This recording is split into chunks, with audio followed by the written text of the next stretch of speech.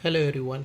So in this session we are going to see about PSUR section 9, information from other clinical trials and sources.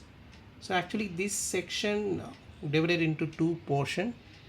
One which talks about 9.1 other clinical trials and 9.2 which focus on medication error. Okay, so in 9.1 which here it talks about other clinical trials. So here what they are trying to say is if MAH is having a accessible to any kind of results that from pooled analysis, or if they come across anything meta-analysis from any randomized clinical trials, and also if they come across any information from business partner, if they have started working on any third party co-development, or anyone who is working on any particular trials which have impact on BR, so that also can be covered. And investigator initiated studies, so those points can be covered in this section. So in the entire PSUR, so all will focus about MAH sponsored, MAH focused or initiated, but in this only one section which it focus on other MAH. So if you have anything apart from MAH sponsor, so this section is going to provide a safety analysis in this section. And the results from pooled analysis here, the pooled analysis is used to combine the results of multiple studies. Actually, when the results of individual study it is not strong enough to derive a conclusion, the same type of studies, and they will combine, and it will support to derive a very clear conclusion. For that they may perform the pooled analysis. And this pooled analysis can be only done in if the studies used with the same statistical model, and if the same study design, so and the population also in the same category. So it has some certain limitations. Those studies alone can be combined in order to give a some more strength to the conclusion. But in meta-analysis, actually it's a statistical process. It's a statistical process, and also combining the results from different studies. Okay, and to obtain the quantitative estimate of overall effect of a particular intervention. As here also mentioned that randomized receipt is from across, so clinical trials it will go around, and it will try to get the statistical figure.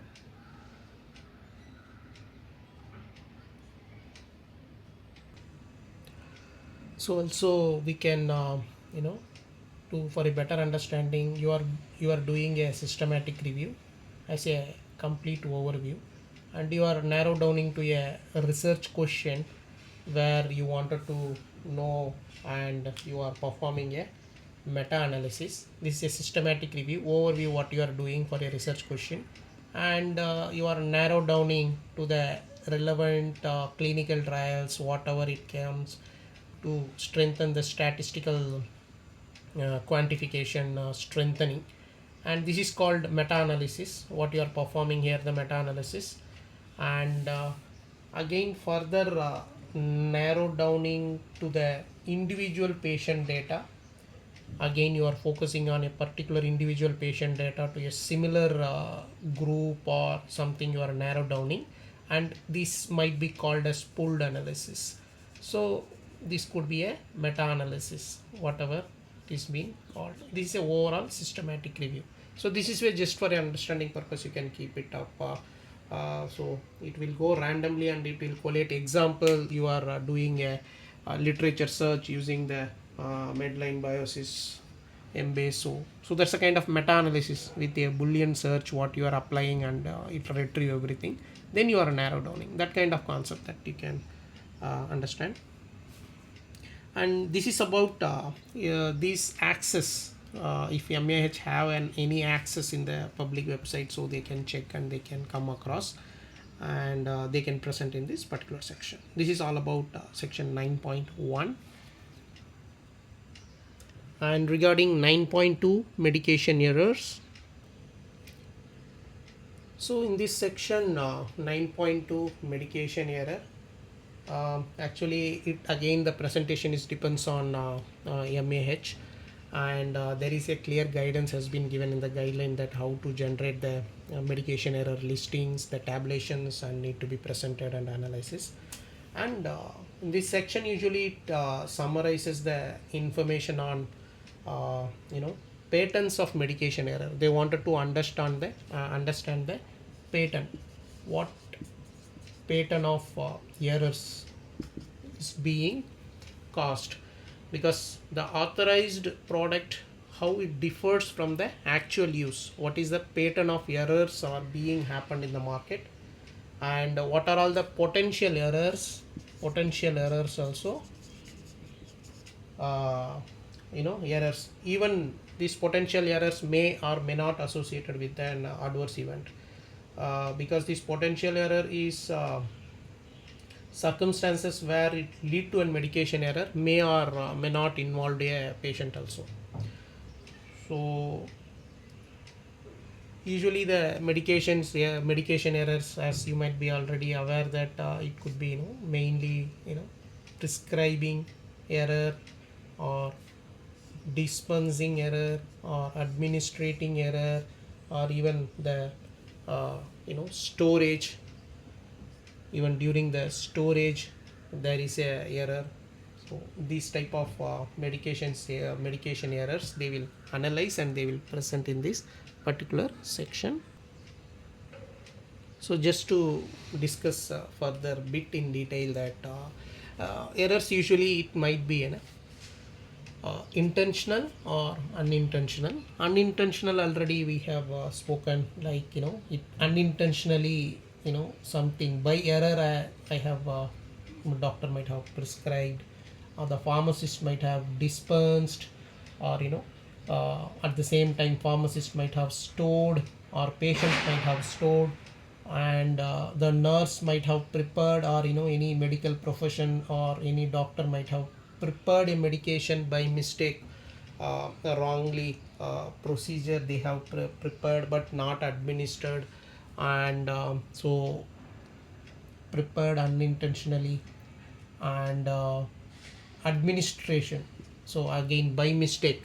So due to they might have thought that label shows the same, so they have administered a wrong medication to a patient.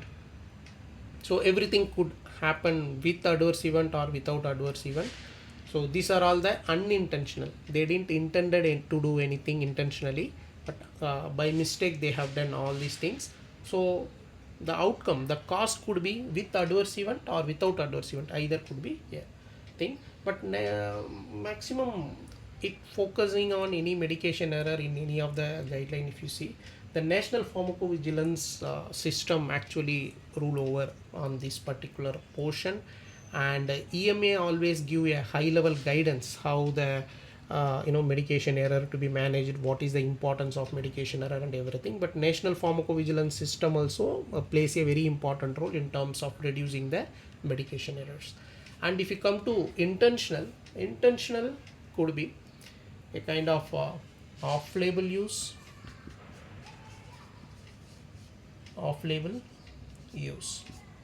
So here the off-label use used for a medicinal product because there is no other option, and based on the medical knowledge and everything, the doctor might have given some kind of medication. Even we have seen in the last that anti-epileptic drugs, sometimes they are giving some neuropathic pain, or to prophylaxis of any migraine.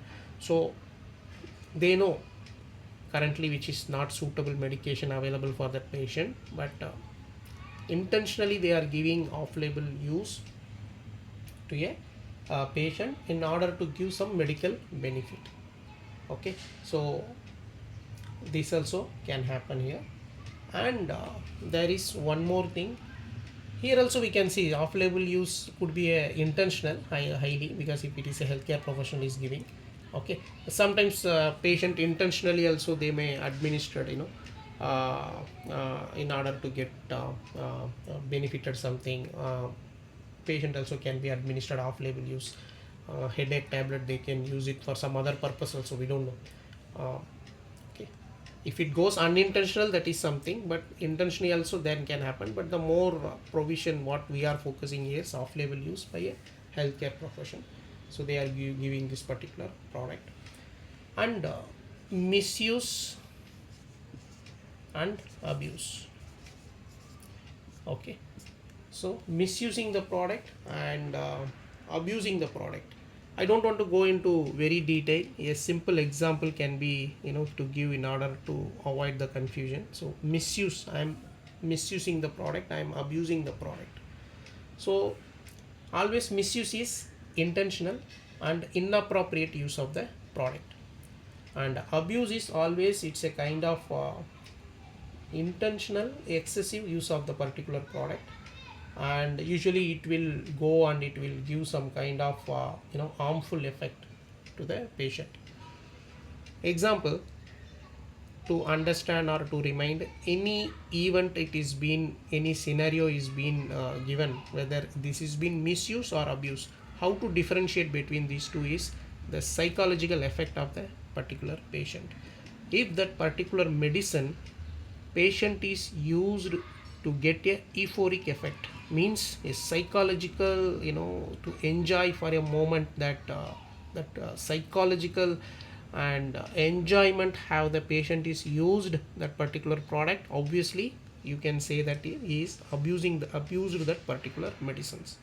And misuse is slightly different, that for example, doctor is prescribed a tablet to reduce the obesity, means to reduce the body weight, and doctor said take morning one and night one, but the patient is taking morning one, afternoon one, night one. He is taking 3 times a day, but here the intention of the patient is not to get a euphoric effect, the psychological benefit, to enjoy that particular pain or to enjoy that particular moment, not the psychological effect to use that particular product. His intention was inappropriate, and intentionally he wanted to reduce the body weight. If I take 3 tablets, the body will reduce my, I will lose my weight soon. That is their intention. So those type of cases will come in misuse. So misuse won't get any psychological effect, and it is just overdoing the activity, that's all. And but in abuse, it is intentionally used for a psychological benefit, to get, it's a kind of persistent or sporadic intentional excessive use to accompany the harmful physical or psychological effect. But here it is just intentional and inappropriate use. And there is one more category in middle, what you can see is here it is a overdose. So overdose is as per the understanding, is a maximum recommended dose per dose or per day, whatever it is. So apart from the prescribed thing, per dose or per day, if you excess the limit of the particular medication, so that will come under overdose. So always here we need to apply the clinical judgment for what reason it has been used. Okay, so these are all the variety of classes, and the analysis is being done based on that, and they would be presenting. Usually the injury and poison SOC would get admitted here, and they generate the listings and they analyze, and they will present a summary. And also it is recommended to go and refer various medication error guideline has been released by EMA, and even the National Review Group also has been given some kind of guideline.